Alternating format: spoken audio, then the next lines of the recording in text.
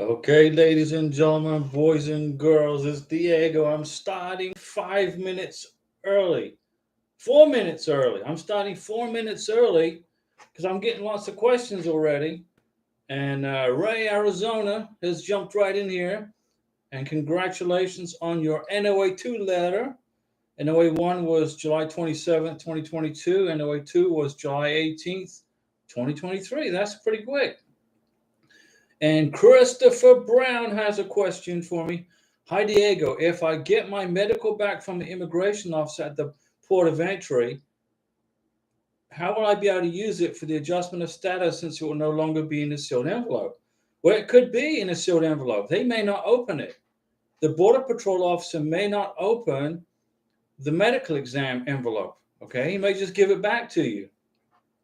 But what I would do is I would ask the doctor, the civil surgeon in your beneficiary's country, if he or she can produce two medical exams, one document for the Border Patrol officer and one for you to put in your bag to give to the adjustment of status folks.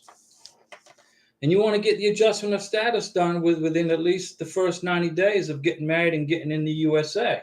That way you'll get your green card and social security card a lot quicker, or your beneficiary will. Okay? Now, for those folks who don't know who I am, I'm Diego. I'm in the middle of a K1 visa process with you guys. Just like you, waiting and waiting and waiting. We're waiting for our welcome letter from the National Visa Center. Okay, Karina, right now she's at work on this Saturday night. Karina's working.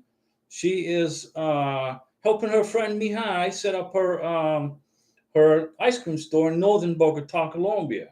Now, Karina's from Venezuela, and she relocated to Colombia in 2018. You know, she got sick and tired of living under that tyranny in Venezuela, so she relocated with her brothers to Colombia. Christopher Brown will do. Diego, yeah, get it. Ask the doctor, ask the civil surgeon to get you a second copy, put it in an envelope, put it in the bag. Otherwise, what you're going to have to do, because if the Border Patrol open up that medical exam, then you're going to have to get another medical exam done in the United States.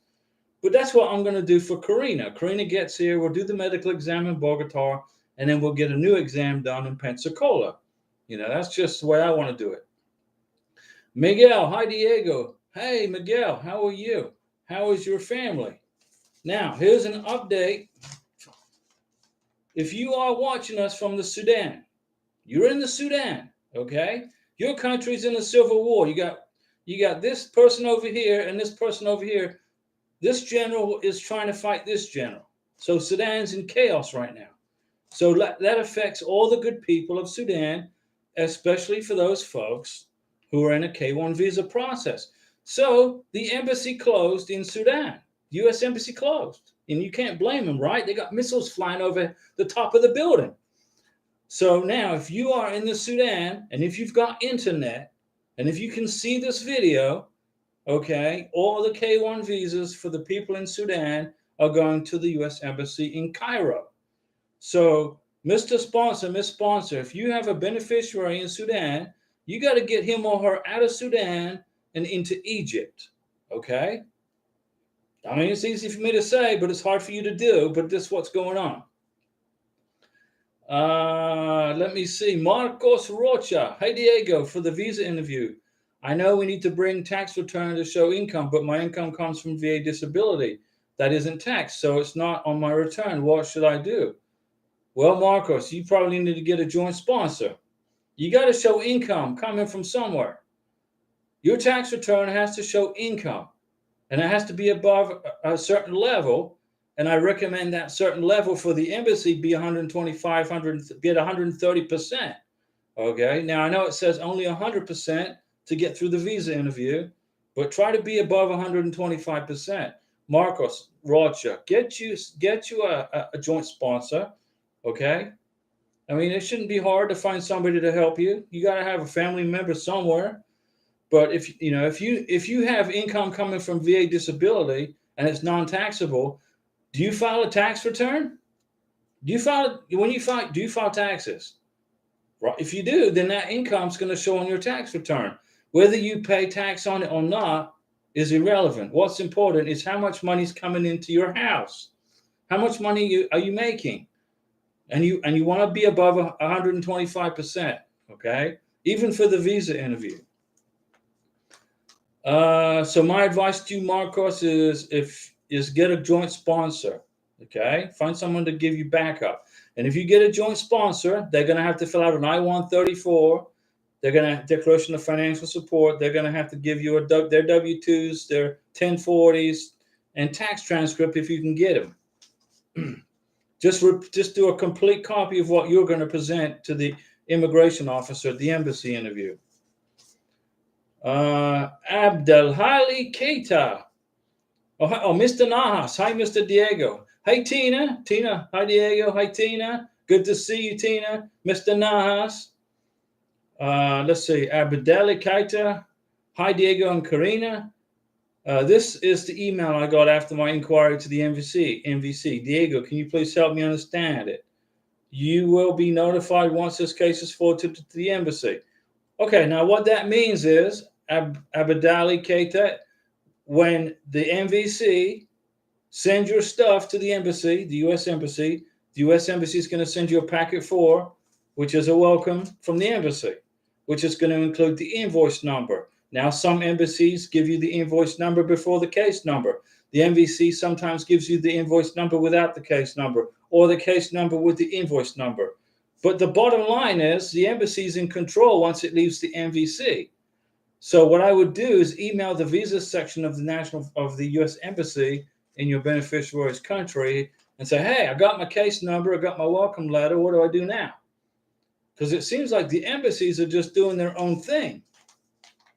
Get in touch with the U.S. Embassy. Email them. Let me see.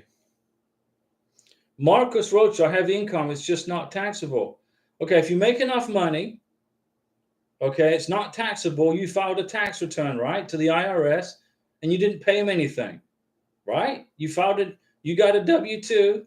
Or excuse me, you don't have a W-2, but you got a 1099 from the VA, right? They sent you the 1099. Didn't they send you, the VA send you a 1099? And then you filed your taxes and it's tax-free. So don't you have a 1040 that shows, yes, but VA disability isn't on it. My HR block accountant says VA disability doesn't go on the return.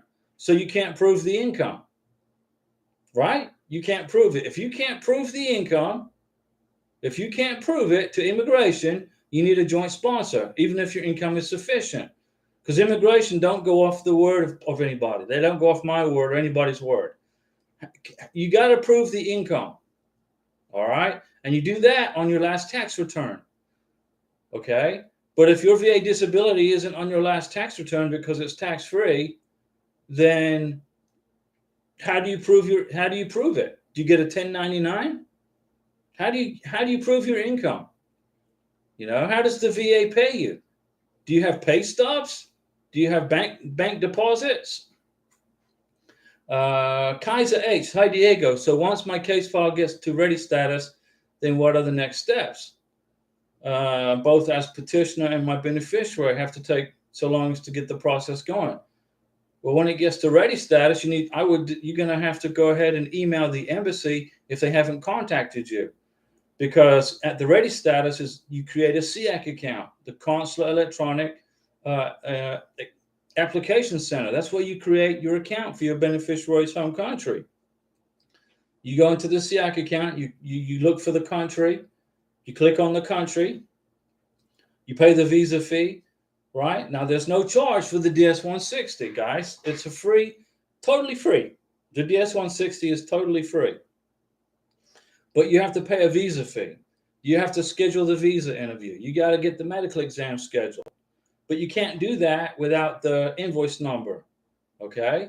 But the embassy is going to send you an email giving you all these directions on what to do. And it seems like the embassies are doing things their own way, you know? Miguel, October is coming up, and it does not look like USCIS will reach its 6-month processing time.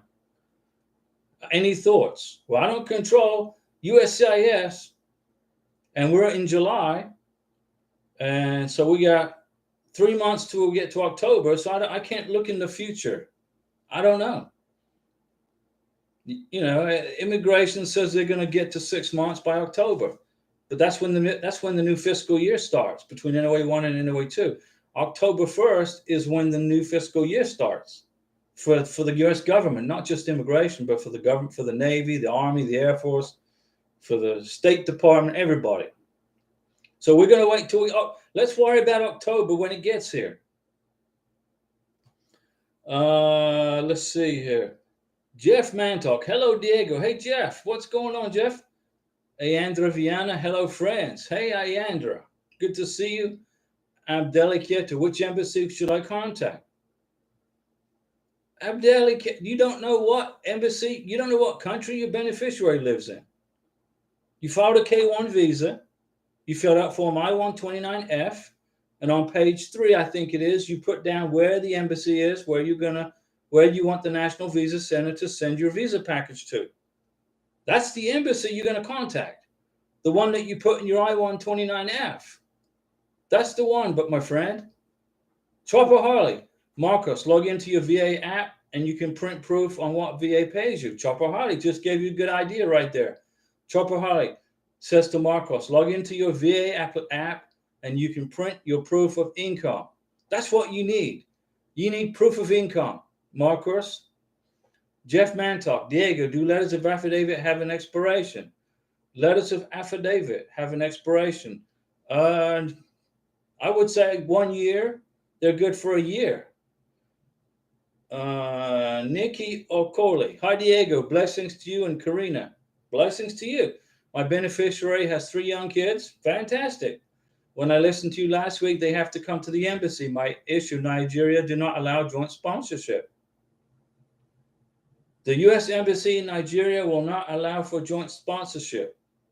Then that means that your sponsor has to meet the income requirements on his own. Okay? Your sponsor, okay, has to meet the income requirements on his own if the embassy in Nigeria won't allow a joint sponsor. Okay? Let's see here. Jeff Mantalk, just waiting it out. Yeah, we're waiting too. You know, you got to be patient during this process.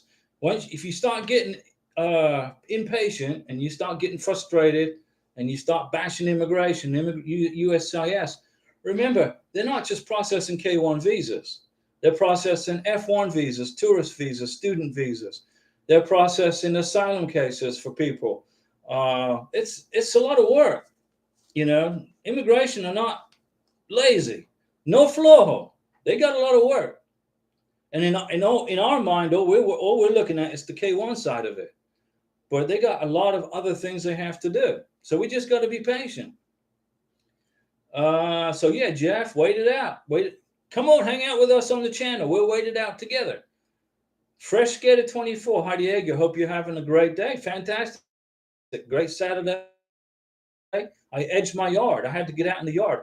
Man, it had to be like 100 degrees out there. It was so hot. But I had to edge my yard, you know. I was thinking it was a Serengeti out there. Maybe there'd be, you know, antelope running through my back garden. So I cut the yard a few days ago. Then I went and edged it today. Whew, it was hot. But I drank lots of water. Wore a hat.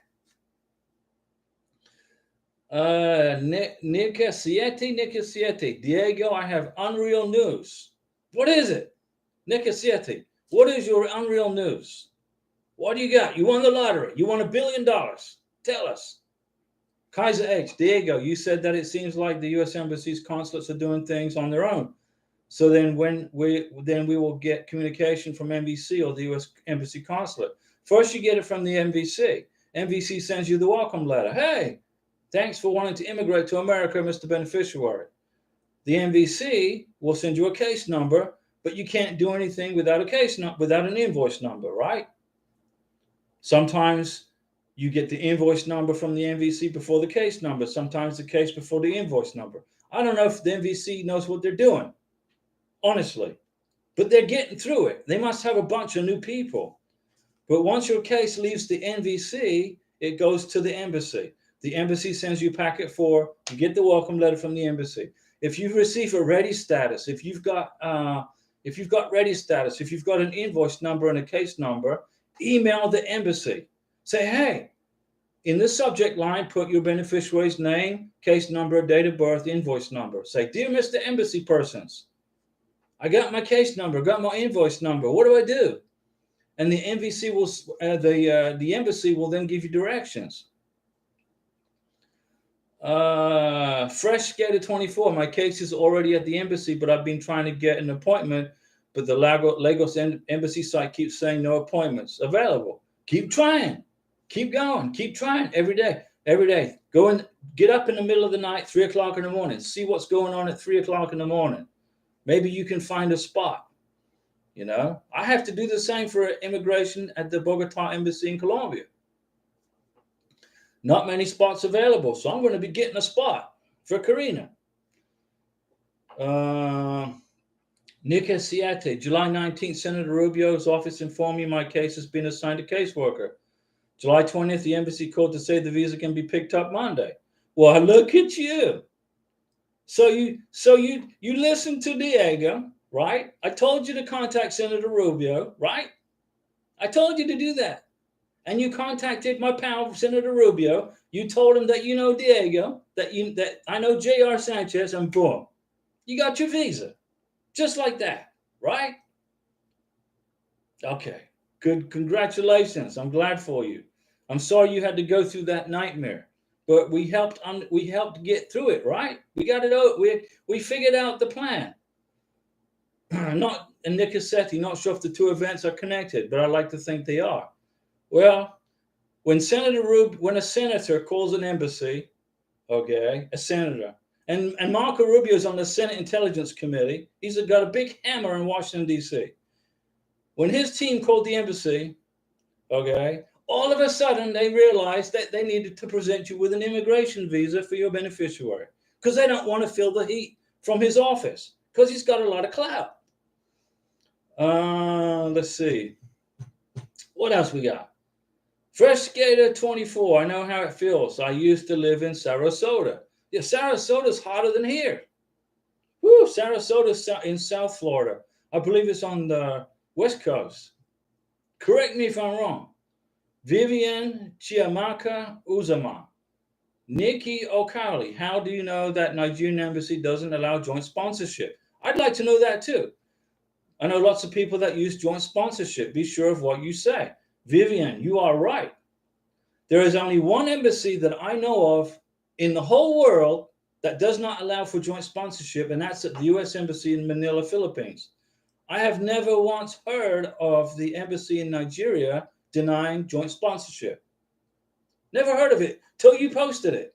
And then you may have read something in Facebook, in those Facebook groups where they create all this scariness and put all this fake news out there, and everybody's panicking, and it turns out not to be right. Joshua Odumfa. Hi, Diego. Can you please help me with a Colombian address and telephone number because I am a digital nomad traveling to Colombia. Oh, 1 second. Nicosiete, high five. Oh, that's a big super chat, Nicosiete. That's a big super chat. Okay. Now that's very generous of you. Now Karina's going to have a heart attack when she sees that because she knows I can now take her to the same steak restaurant that Chopper Holly chipped in for us to go to. So she's going to get a double steak dinner. Thank you, Nicosiete, for that super chat. Thank you so much. But let me tell you something. We got your visa approved, okay? Senator Rubio is a friend of mine. When I ask him to do something, he does it, okay? Especially when it pertains to immigration, okay? And I was on the phone with this right-hand man just yesterday, about 10 o'clock last night. He left his office in Washington, got home, and we were chatting about your case. And my case, too. Nicosiete, thank you. Joshua, you want me to help you with a Colombian address and phone number because you're a digital nomad traveling to Colombia. What can I do? How can I help you, Joshua? What address do you need? I mean, I don't understand how I can help you. You need a phone number and address in Colombia to become a digital nomad. Chopper Harley, 99 days since NOA2 and no welcome letter. Takes 100, 110 days. I'm seeing people 110 days, Chopper Harley. So hang in there. You're going to get it. You'll get it. I promise you. Trust me. Kosami Legrari. Hello, we're waiting, me and my fiance, for 279 days. How much you think we have to wait for NOA2? Well, I don't count days. If you count days, you're going to get sick. You're going to get a headache. It's 12 months between NOA1 and NOA2. So when you get to 365 days, okay, that's a year, right? Unless it's a leap year. That's when you're going to get your K1 visa into K2. I mean, that's when you're going to get your NOA2 letter. After 365 days, start looking. That's when you're going to get it. So you're at 279. So 365 minus 279. Kusama Legrari, did you get your welcome letter? Was that for me? I haven't. Fresh Gator 24. Yes, Sarasota is southwest. Yeah, I figured. I remember. I've been to Sarasota a few times. Jekas Vlog. Embassy in Nigeria does not allow joint sponsorship for K1 visa. Whoa. So that's news to me. So I want to, I trust your word on it. Okay. Don't, I get irritated when I post something and then somebody says, really? Really? Is that true? Really? Are you sure? I don't like that. When I take time to say something, I mean what I say. Okay. Let's see, what do we got here? Nico, so embassy, the Nigerian embassy no longer allows for joint sponsorship. Nikki Okoli. Okay, that would be a good news. Thank you guys. Thomas K. Hi Diego and Fresh Gator 24. My fiance and I are also waiting on an interview appointment in Lagos. 3 weeks. 3 weeks of checking every day. Keep checking, Thomas K. Keep checking, keep checking, keep checking. Denise Jefferson. Denise. I tell you what, you Nicasieta, high five to Denise Jefferson for that super chat. And she says, congratulations, Nicasiete. I'm so grateful that we have Diego and his co-captain, Karina, to drive this train. Karina's running the show, okay? She's the one that suggested putting the YouTube channel together. Karina's idea, not mine. Karina said do it. The service provided here is worth every penny. Denise, thank you so much for that super chat, okay? Thank you. And we got Nicasiete. His visa was being held up at the embassy in Managua. I believe it's Managua. So I called Senator Rubio's team up and said, unclog the clog. And he got his visa. Well, actually, Nicasiete did all the work, but Senator Rubio knew it was coming in his inbox because I talked to him, his team also. So keep checking every day, Thomas K. Keep checking. Fresh Gator 24, but I will definitely keep trying to get a spot. You'll get one. You're going to get a spot. You're going to get one. You can't quit. Fresh Gator 24, Thomas K. What time do you usually check for available spots? Well, what I do, when I get to that point is after 10 o'clock at night is when I'm going to be online because people are sleeping. So after 10 o'clock, I'm on the computer looking for an embassy slot in Bogota. Once we get to that point, that won't be till September, probably, because it's taking 90 to 100 days to get the welcome letter. Then it's going to take 3 weeks for it to get to the embassy. So the middle of September, okay, is probably when I'm going to be hopping a flight to Bogota. And then you guys can see Karina in the flesh, sitting right next to me. And Denise Jefferson, Karina was the person that came up with the idea for the YouTube channel. Okay, honestly, we were talking. We were in Villa de Leyva in central Colombia, and I was trying to say, look, I'm in Colombia. I'm not doing anything. I got to do something besides travel. So she said to me, why don't you put a YouTube channel together? And here it is. And for you guys, she gave me the idea. Thomas K. My fiance called and they told her to check morning, midday, and evening. There you go. But in the nighttime too. Tina, we got our NOA2 after 14 months. Great job, Tina. Good deal. Fresh Gator 24. Is that Nigeria time or US time? Nigerian. Angel Tate. Hi, Diego. Please continue making videos when Karina comes. Angel Tate. I'm not going to quit making videos for you guys. Okay. Here's my plan. Here's my video list right here. I mean, I got plans. I got videos falling out of my ears to help you guys. It just takes about 4 to 5 hours to produce a video. You know, I got to research the information. I got to make sure it's correct, and I got to edit it, film it, construct it, and then publish it. So it takes about 4 hours, on average. So I'm not going to stop making videos. Okay. When Karina will be here in Florida, sitting right next to me, sweating like me, but she won't be freezing cold in Bogota anymore. Chopper Holly, Diego for president 2024. No, thank you. I don't want to be president. Chopper Harley. No way. Alex Mo, for the financial support form, do you still need to fill out your own info if you're using a family member to sponsor you? Yes. Alex Mo, yes. Alex Mo, you got to fill out an I-134, even if you don't make any money. Okay? You make no money. You're retired or whatever. Whatever it is. You're on disability. You're tax-free. You fill out the I-134. You get your W-2s and your 1040s and your tax transcripts. The co-sponsor fills out the I-134. Okay? Now, if there's any kids involved, they need to have their own I-134 also. So let's suppose you're a joint sponsor and you're sponsoring a beneficiary and 2 kids. Okay? The joint sponsor, the co-sponsor, will fill out an I-134 for the beneficiary, an I-134 for child A, and an I-134 for child B. And in that folder, the joint sponsor is going to include a copy of his or her last tax return, tax transcripts, W-2s, 1099s. It's easy. Plus a letter from the employer. Johnny Be Good makes $70,000 a year working at this place right here since whenever. And then pay stubs. Get at least 6 months worth of pay stubs. If you want to put together a strong financial folder, okay? And then the sponsor, the person that's getting married to the beneficiary, also puts together the same package. Whether the income is sufficient enough or not, obviously it's not, you still got to put the package together. Okay, so you're going to have folder A from the sponsor filled with all the financial documents, and you're going to have folder B filled out with all the financial documents from the joint sponsor, and you put them together, and you give them to the immigration officer at the window in the face-to-face.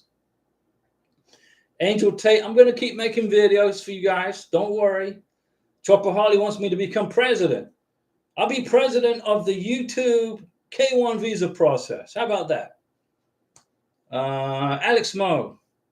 Got you. You got it, right, Alex? You understand that? Tell me you understand that. Jason Maybury. Once a K1 is approved, do the embassy always send the passport to a pickup location or sometimes given at the time of the interview? Okay, Jason, here's how it works. When you create a SIAC account and you schedule the visa interview and you fill out the DS-160, they're going to ask you 9 times out of 10. I don't know. Each embassy seems to be doing its own thing. But what you're going to do is they're going to ask you, where do you want to pick up your passport or your beneficiary? Where does she want to pick up the passport? When I schedule the visa interview for Karina, okay, part of the questions in that process is going to be, where do you want to pick up? Which location do you want to pick up the passport? And it's going to be a list of addresses. So I'm going to screenshot it. I'm going to send it to Karina from my phone to her phone and say, which one of these addresses do you want to pick up the passport? What's closest to our apartment in Bogota? And then she'll look at the addresses and say, okay, Diego, this is closest to our apartment. So then I'll fill in that address, Calle, whatever, and hit boom, transmit. It's easy. Come on, guys, you can do this. Jacob Myers says, good evening, everyone. Jason Maybury, you got it, Jason, you understand. In the SIAC account, there's going to be a question, where do you want to pick up your passport? They're going to ask you. And then you get to pick a location. Sweet T2, hey, is there anything I can do with the invoice ID number? I sent an inquiry to the MVC about my case passing 90 days, and all that they did was send me an invoice number and said they will notify me once my case is at the embassy, right? Now, if you have an ID number, if you have a case number, Sweet T2, email the U.S. Embassy in your beneficiary's country. Say, hey, I've got my case number. I got my invoice number. Put your beneficiary's name in the subject line of the email and the date of birth and say, hey, what do I do now? If the embassy has your K-1 visa package, they will reply back to you. Boom. Start processing your visa, scheduling your interview. Patty Connolly, how long does it normally take to find out you're approved after an RFE? I got an RFE on my first K-1 visa back in 2016, and it took 2 weeks to get. I sent it in. 2 weeks later, it came back. Visa's approved. But that was 2016. Nowadays, in 2023, I would give them 6 to 8 weeks. It'll probably be less than that, but give them about 6 weeks because of the workload. It's different. Sweet T2 is forwarded to the assigned U.S. Embassy. Okay, well, so the MVC is going to tell you when they send it to the embassy, you'll get in transit status. In transit means that the MVC has shipped it to the embassy. When Karina's visa package goes to Bogota, I'll create a SIAC account, and in the SIAC account, it's going to say in transit. Then I'll probably wait 2 or 3 weeks or even less for the ready status. Susie Galdamez. Hello, Diego. Hey, Susie. What's going on? Fresh Skater 24. So I, the petitioner, will fill the affidavit for my fiancée. It's not an affidavit, Fresh Skater. It's a declaration of financial support. Don't mix up those two forms. Don't mix up those two forms. Yes, you do. As the petitioner, Fresh Skater 24, you will fill out the declaration of financial support for your beneficiary. USCIS form I-134. Boom. That goes to your beneficiary, to the interview. Okay? It's not an affidavit of support. If you fill out an affidavit of support, that's the wrong form. And you're going to be in a world of mess. Okay? Declaration of financial support, I-134. That's all you need to think about right now to get through the embassy stage. Denise Jefferson, yes, Diego, we are all aware that Karina's running the show. However, she is not selfish with your time. It is hard to answer questions for 4 to 5 hours a week with a smile on your face. No, I appreciate it. Well, I appreciate you guys watching. It's important that you learn something from the channel, right? Information. It's free information. I got 8 years of experience going through this immigration process. My first K-1 visa was approved in 2016, okay? And then I got my spousal visa approved in 2018. And then that didn't work out, okay? Oh, well, life goes on, all right? Never be a victim, be a victor.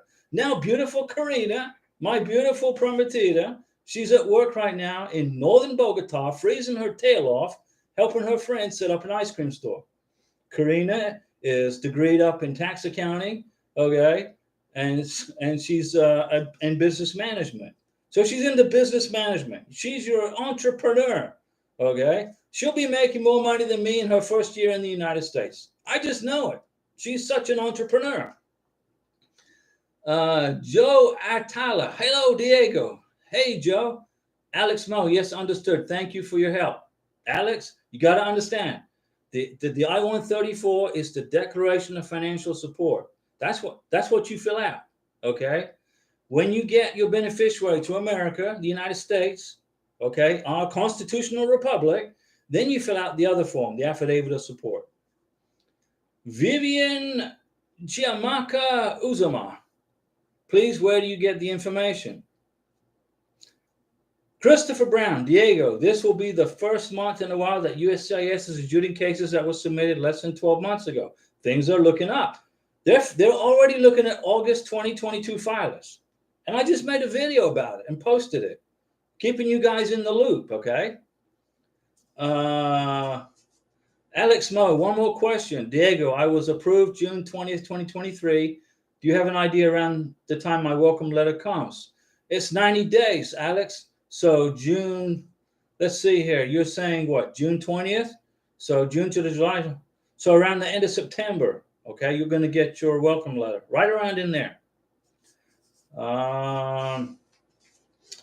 Let me see here. Patty Connolly. Okay, thank you. Okay, Patty. Fresh Skater 24. I got an RFE and they accepted mine within a week. 1 week. Okay, that's quicker than the first time I filed my RFE back in 2016. You know, that's quick. That's pretty good. It must have been a very easy RFE to fix. CB05. Do you know how long it takes to get a Venezuelan passport? My girlfriend is waiting. Yeah, it takes about 6 months to get a Venezuelan passport. Okay, it's a 6 months. You got to pay the mafia first. You got to pay the communists at the embassy office for the visa, and once you've paid the communists, then they get their money, right, and it's in dollars. Okay, that pay them in dollars, U.S. currency. U.S. currency is strong. The Venezuelan bolivar is worthless. Okay, Venezuelans use their Venezuelan currency, okay, to lay in the bottom of their bird cages of their family pet. Okay, the Venezuelan bolivar is worthless. So you pay for the Venezuelan passport in U.S. dollars. Once the communists have got their money, they're going to schedule your beneficiary, your girlfriend. She will get an interview date.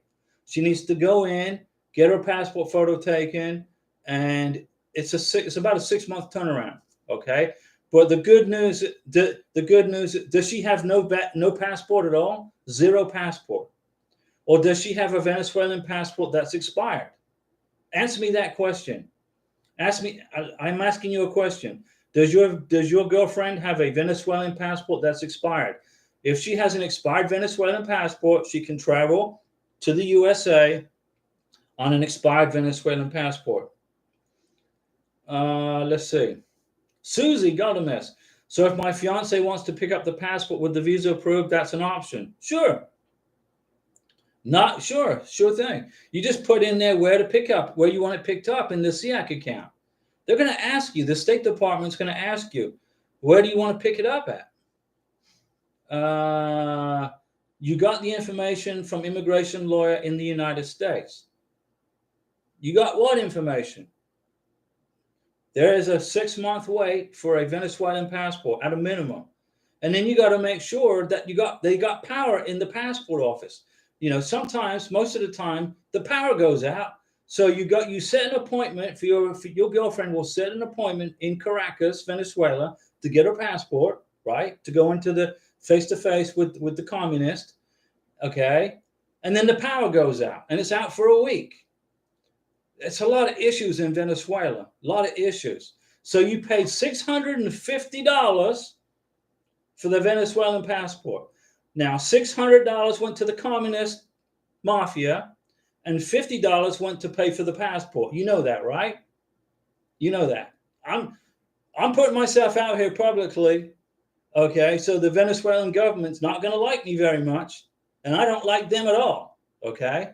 But you paid $650 for the Venezuelan passport. $600 goes to the mafia, the communists, and $50 goes to process the passport.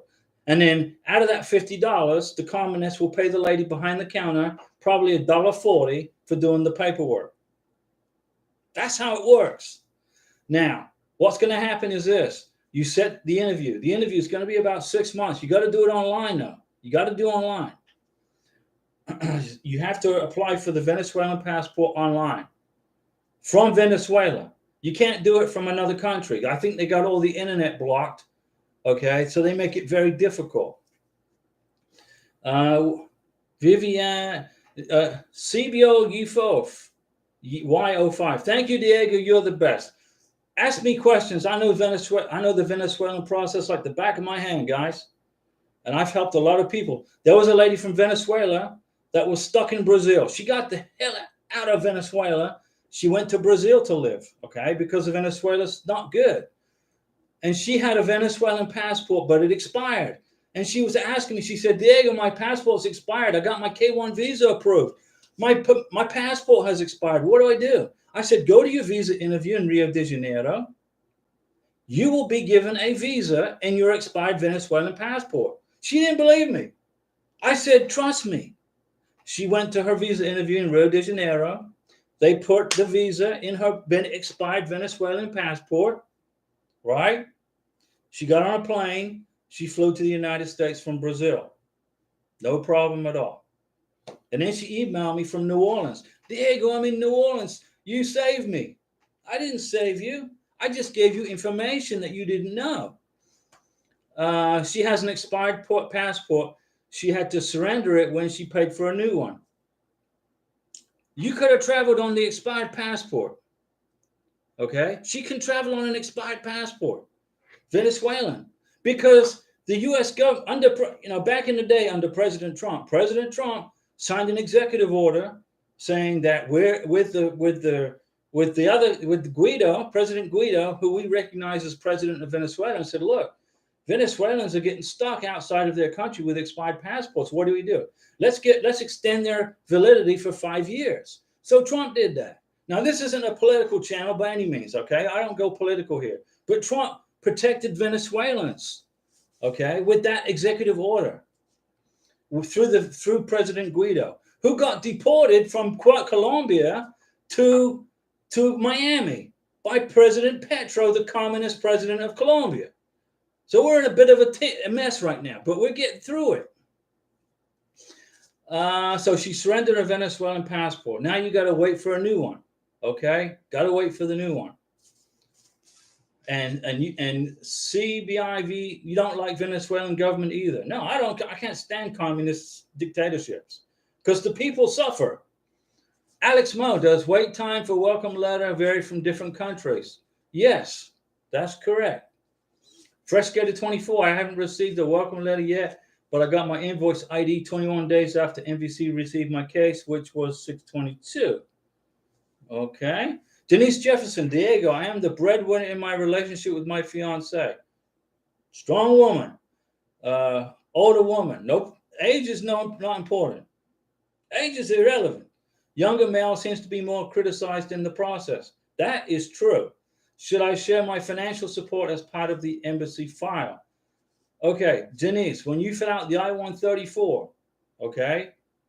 When you fill out the I-134, you're going to be filling out your financial support 100% for your beneficiary, okay?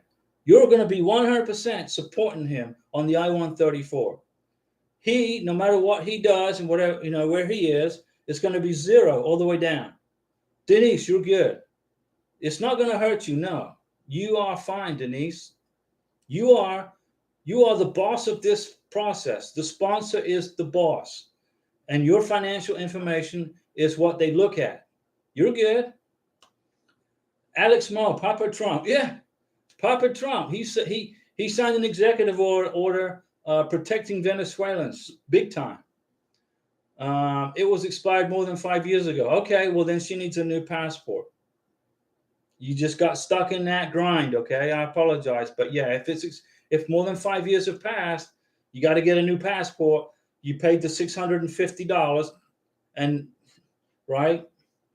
So now you just got to get an interview set up, a face-to-face in Caracas at the office in Caracas.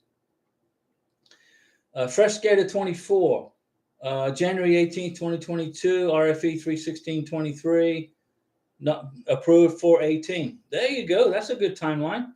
Kajal Sud. I received email from MVC, and they said MVC received your petition from USCIS, and your petition is waiting for data entry into our system. What does that mean? It means that the MVC has your K1 visa. It's sitting on a shelf in the MVC. They're waiting for the embassy to get freed up. Once the embassy gets unbusy, they're going to give you a case number, and then they're going to ship it to the embassy. Suite T2, I don't have a case number. I only have an ID number. What do I do with that? I haven't received a welcome letter. The email I received said I will be notified once the U.S. Embassy receives it. So now what you're going to do is wait for the embassy to contact you for packet 4.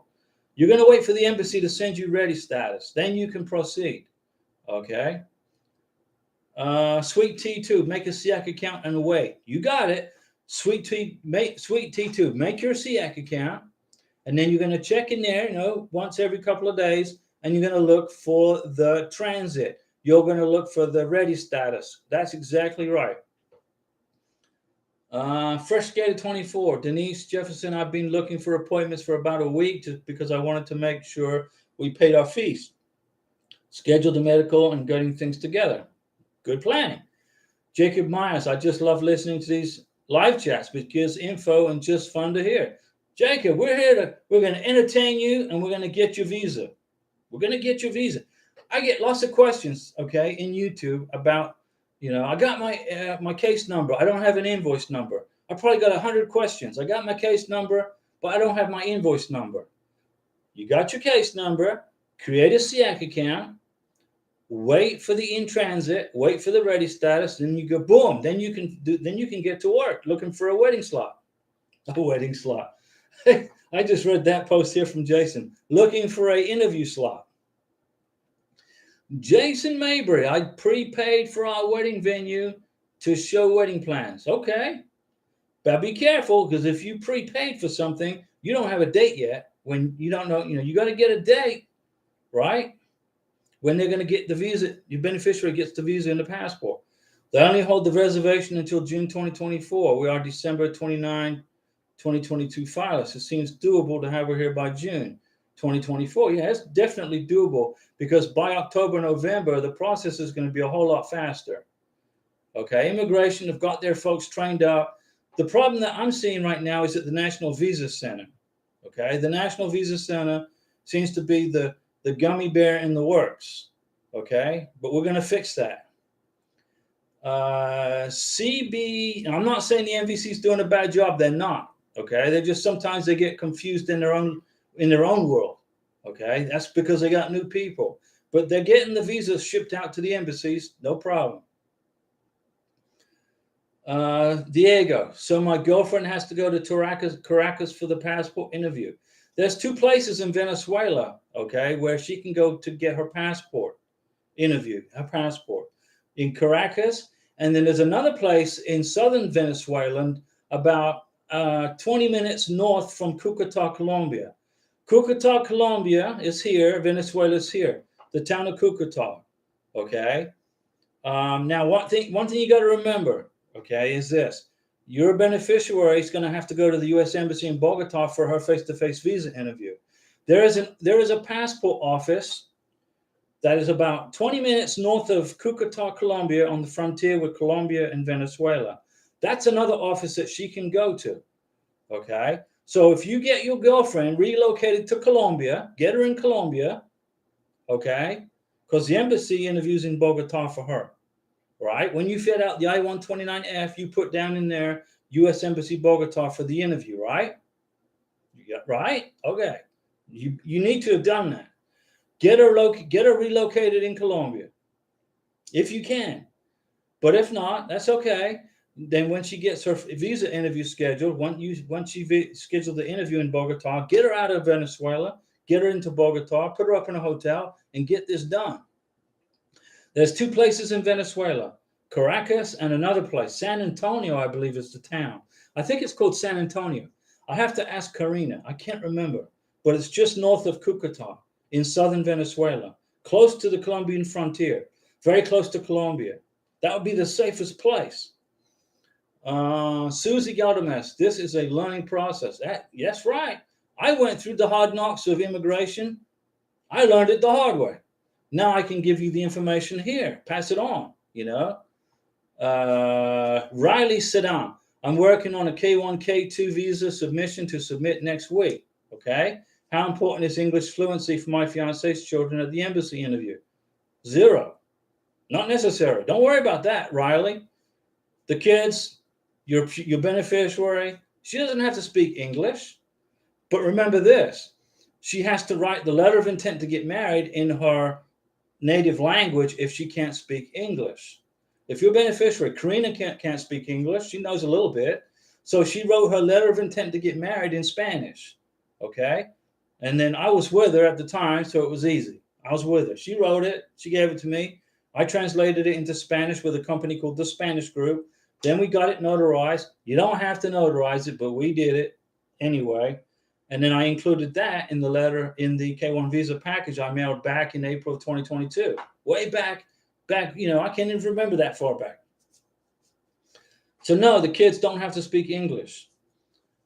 Punet Kaur, is it still a 90-day wait for a welcome letter? It's about 90 days. Vivian to Denise. Now she's given information to Denise. Augusta Tempori, after going for K1 visa interview and your passport is retained, you're asked to bring to some further documents. Does that mean you'll get your visa approved? Yeah. But sometimes what happens is this, right? You go for a K1 visa interview. Okay, everything's good. They take your passport, and then you forgot a document. You didn't, you messed up on something. You forgot the birth certificate of one of the kids. Well, you forgot the birth certificate. Your beneficiary forgot her original birth certificate. Things like that happen. Then you just got to wait for that document to get given to the immigration officer. Then they'll approve the visa. It's no big deal. Let me see. Now, CBVOY5, I saw your post. Now, you said your girlfriend lives in Merinda. That's a province near Caracas, okay? So she's going to be, it'll be probably easier for her to get her Venezuelan passport in Caracas, because Merinda province, I believe, is just west of Caracas. Tina, hi Diego. I wanted to ask advice as to how should my fiance answer the officer when they ask what our plans when we get married. We plan to have a small intimate wedding, but no invitations. That's a good answer right there. What are your plans after you get married? We're going to have a small get together. We're going to eat at this restaurant. We may take a little trip somewhere, stuff like that. They don't remember, these immigration officers don't have time to go into a PhD dissertation. It's going to be a 5-10 minutes, boom, and you're gone. You're out of there. Then the next person's up to bat. John Labat, hi Diego, my fiancée is on board. Her son is traveling with us to America, Hawaii. Muchas gracias, mi amigo. De nada, me alegra.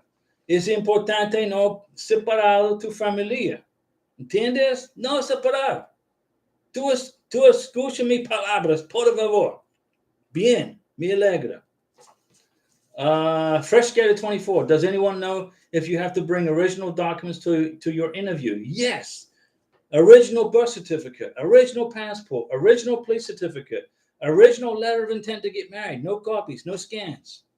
Original, I-134, Declaration of Financial Support, the original, signed in black ink. Let me see. Augusta Tempuri. Okay, sir, thank you very much for your response. No problem. High five, Augusta. Vivian, question to Freshgator. John Labat. Hello, everyone. Gigi is watching from Cebu. She says, thank you so much for your help. So John, fiance, lives in beautiful Cebu. Now, Cebu is in the Philippines. I believe it's an island in the center of the island chain. Beautiful part of Philippines. Beautiful, Cebu. So hi to Gigi in Cebu, Philippines, from Florida, and from everybody around the world right now watching this channel. We've probably got 20 or 30 countries. Denise Jefferson. Diego, I understand the plan post NOA2 via 134. However, do you believe it will harm our case at the embassy interview stage? Some say less is more in this case. No, Denise. When you fill out the I-134, you're going to put whatever your yearly income is. And whatever that is what you're going to support your beneficiary on. I've already done a practice run for Karina's I-134, okay? My total yearly income is going to be what I've put for Karina's support. Whatever I make in a year, okay? Don't overthink this. Fill out your I-134, okay? Fill it out, take your time with it, and whatever money you make per year is what you're going to put for your support to your beneficiary, right? You're good. Don't overthink it. You're going to be fine. Freshgator 24 to Vivian. Do you know which exact documents? Jacob Myers, my brother, asked me, what is the 125% money-wise for a family of 4? Well, I made a video about that. And off the top of my head, I don't know, Jacob. But for a family of 3, 125% is $31,075. So add like $6,000 to that. So I would say it's about $40,000 for a family of four, 125%. About $41,000. That's a guess. That's a pretty close guess, though. Fresh Skater, thank you. Denise Jefferson, thank you for sharing Fresh Skater. And Vivian, we will continue to wait patiently for our turn, knowing that it will come, eventually happen. Absolutely. Denise, your turn's going to come. Everybody right now, all you wonderful people, I love you guys watching this channel right now, you guys are going to get your K1 visa. Okay? You're going to get your K1 visa. Now, Nissi Ameti was really scared because his fiance, her visa was approved, then it disappeared into a black abyss. You know, it was just like, blocked. So I gave him some information on how to unblock it. If he hadn't been on the channel, he wouldn't have known how to do that. But he got his visa for his fiance, and I made some phone calls to DC. Okay, let's see here. CBY05. Diego, let's just say if my girlfriend gets the K1 visa, what can I do for her mother that has medical issues? That's the only family member she has. Okay.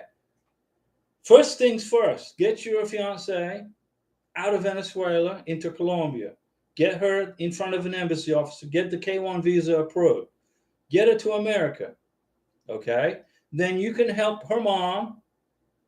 I'm not quite, it's kind of hard to help. Sending money to Venezuela is kind of difficult. Okay? It's difficult. Well, we're lucky because most of my family, most of Karina's family relocated to Colombia. Her mom stayed in Venezuela. So in our case, what we're going to do, let's use us as an example.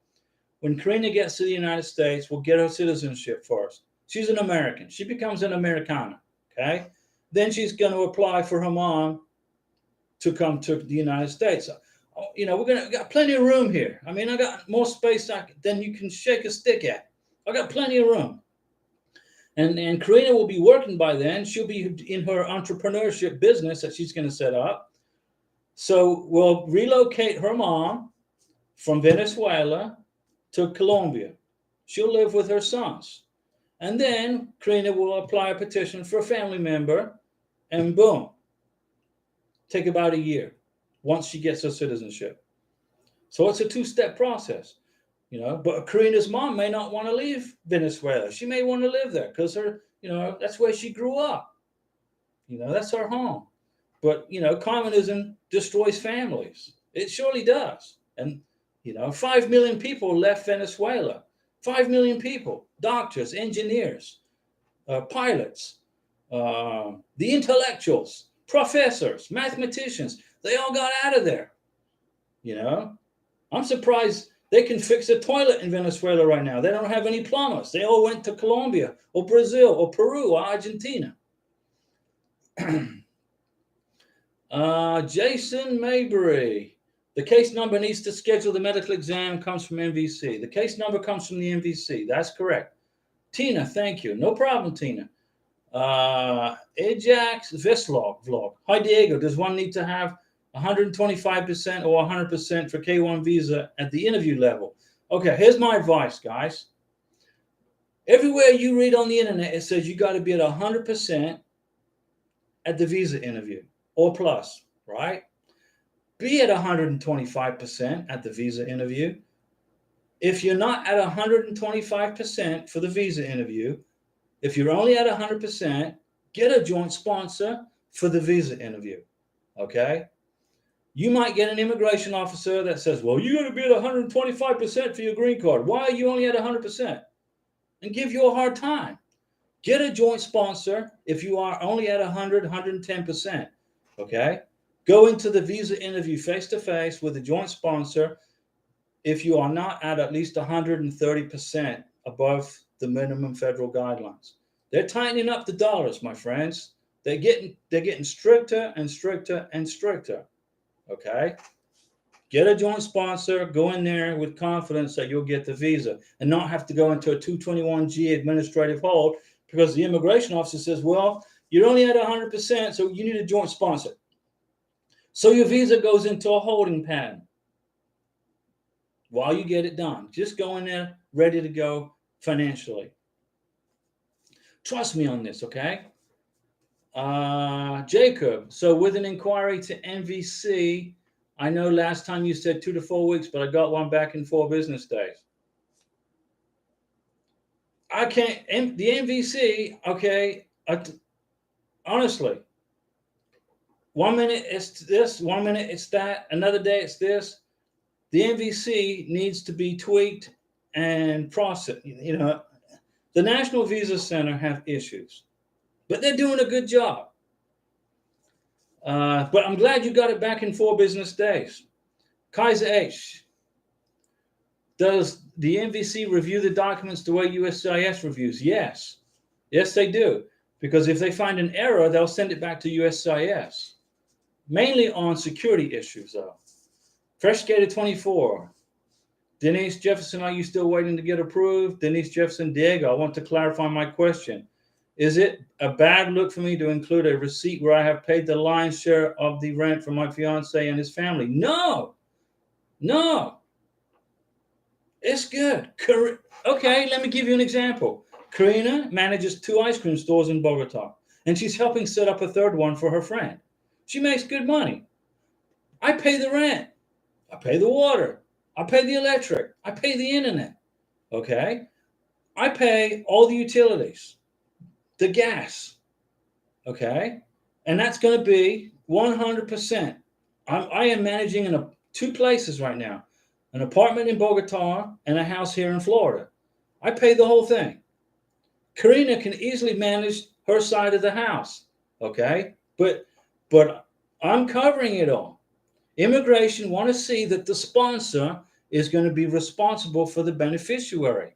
Because when Karina leaves Colombia, she no longer has her job. She no longer has this good paying job, right? She's going to be dependent upon who? Upon me.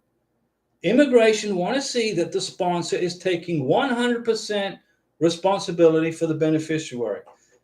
I don't care if your beneficiary is the president of an insurance company making $1 million a year. Okay? Immigration don't care about that. Because when that person leaves that country, they're now dependent on the sponsor. So you're good. You're good, Denise. Trust me, okay? Let's see. Lanny A. Hi, Diego. Just an FYI, the I-134 form is going to expire July 31st. Yeah. Thanks for the reminder, Lanny. Denise Jefferson is a message to FreshGator. FreshGator, does MVC schedule your appointment? No, you have to. If not, why does it say have sent your interview date yet? I don't know. MVC right now, half the stuff they're sending out is not correct. Liz, hi Diego. Liz, hi Liz. We have written to the MVC twice, okay? The first time they responded that they received the data from USCIS, okay? In the second, they said they still don't have the case data. So that means that your K-1 visa is sitting on a shelf at the MVC. They're waiting for the embassy to get freed up, and then they will create a case number for you. Everything revolves around the embassy. The MVC, okay, are in contact with the consulates and the embassies around the world. That's the places where they look at. Like if the embassy in Bogota gets a little busy, our visa will sit in the MVC a little while. Okay, so just wait for the embassy to get unbusy. History Blitz, reach out to local congressman to expedite. That's what we did. They got our MVC number faster than the letter. History Blitz, good job. Go to the website and enter form easy. Edja Jacksflock, hi Diego, does Social Security benefits count as income? Yes, as long as it's not SSI. As long as it's not SSI. Social Security benefits count as steady and reliable income, and you pay tax on it. If you pay tax on your Social Security benefit, your Social Security check every year, you get it. What do you get? A 1099 from the Social Security office, and then you have to include that 1099 in your tax return. It's good income. It's counted towards the income. Susie Gomez, don't worry, Denise. Time flies, we'll get approved. There you go. John Labatt, Denise, we filled out our visa in September of last year. It's almost September already. So before you know, it's January. Think positive. Subjected, just got in. Welcome, subjected. How much speed up we seeing? Well, I'm seeing a month getting shaved off the NOA1 to NOA2. I'm seeing an 11-month turnaround between NOA1 and NOA2. Denise is thanking Fresh Skater. Zachary Cooper. Zachary just said my case just got approved July 22nd. Yeah. So you're a July 22nd filer. So you just got your NOA2 letter, right? So that's a 12-month turnaround. But I'm seeing August 2022 filers getting approved right now. Now, I was asked to make a video, guys, about airport immigration processing times. So let me go over what I'm going to make a video about it, okay? But what I'm talking about is when you need to pick an airport. When your beneficiary leaves her home country or his home country, okay, he or she's going to enter the United States, right? Now, it's a good idea to pick an airport that's not busy with international flights. JFK, which is in Queens, New York, LAX, and Atlanta are probably the 3 busiest airports in the United States. On my first K1 visa, okay, we flew from Bogota and we landed in Atlanta. That was crazy. It took 3 hours, I think, 2.5, almost 3 hours to get out through the line just to do the face-to-face for the visa interview. We almost missed our connecting flight. So make sure that you have plenty of time between when you arrive in the United States and when you have a connecting flight. Try to have at least 5 to 8 hours difference, okay? Give yourself 8 hours to process through immigration and then go get lunch. So, it's just food for thought. You don't want to land at Miami International Airport with a connecting flight to Pensacola in 45 minutes when it takes 2 to 3 hours just to get through immigration. All right. Let me see. Zachary Cooper, case approved, waiting on the welcome letter. Yeah, we're waiting too. Sebi Y05, Diego, what American embassy do you recommend doing the K1 interview? Bogota.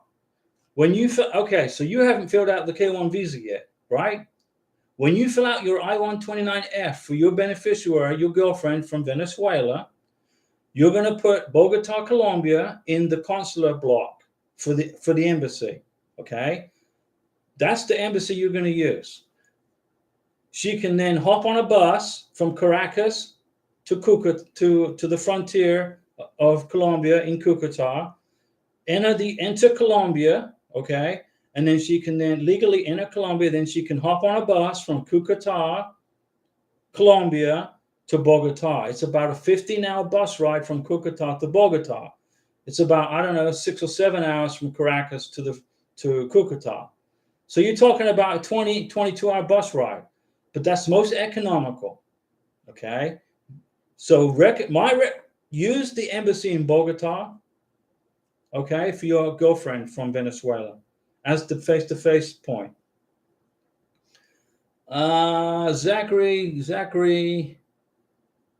Jacob, is LAX and San Francisco around the same? Yeah, they're about the same because they get lots of international flights. LAX and San Francisco, they get lots of international flights coming in from Southwest Asia, from Australia, from New Zealand, from the Philippines. It's busy. So if you're landing at LAX, make sure you got at least a 6-8 hour turnaround time between landing and your connecting flight. Tina, what if, Diego, I don't have a property such as a house and I'm living with family and paying rent? I've met the 125% poverty level. Will the embassy question how I will be providing housing? No. To your fiance? No, you're good. You're good, Tina. Tina, if you are domiciled in the United States, even if you're living with your mom and dad, you're domiciled in the United States. It's fine. Okay. They don't care where you live. Okay. You could be living in an RV on an RV park with a connection to water and electricity. You just got to be domiciled in the United States. What they look at is the income. You got to be at 125% plus for the embassy interview. Even though it says 100%, be at 125%. If you are not at 125% for the embassy interview, make sure you got a joint sponsor. You're good, Tina.